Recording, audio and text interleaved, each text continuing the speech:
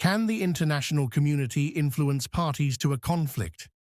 A few words about international sanctions and their effectiveness. What legal instruments does the world have at its disposal to restore peace? Economic sanctions are a controversial issue from the point of view of international law due to the lack of regulations in this area in the form of treaties. What, then, are the grounds and basis for taking action against a specific country that violates the international order? Currently, the United Nations has the power to apply sanctions in order to maintain or restore international peace and security. Over the years, the largest number of sanctions have been directed at African countries, non-state organizations, Islamic State, Al-Qaeda, and Asian countries.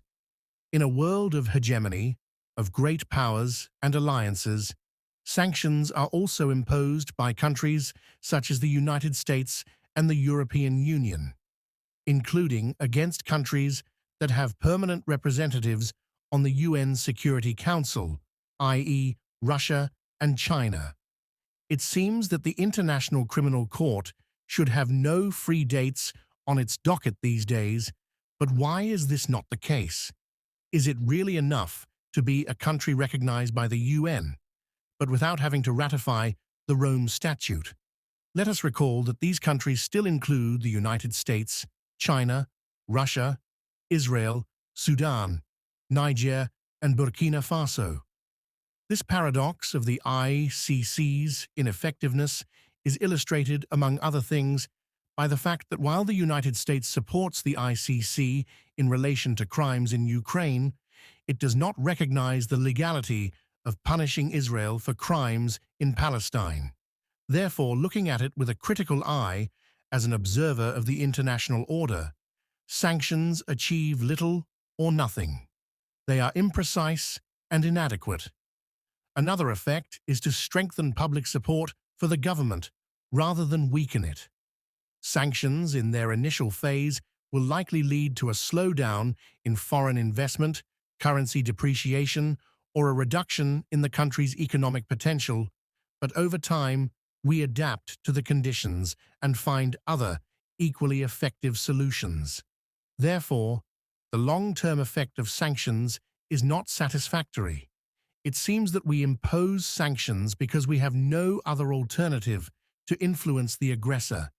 And this is a sad but dangerous truth that should increasingly concern societies and world leaders every day. For if the world has only an ineffective tool at its disposal, what does the emperor have to fear? What can stand in the way of his plans?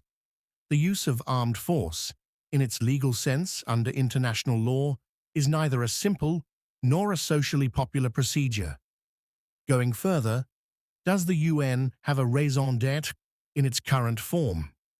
It seems so, as it is currently the only international institution that has both legal and extra-legal instruments at its disposal to influence the parties to a conflict.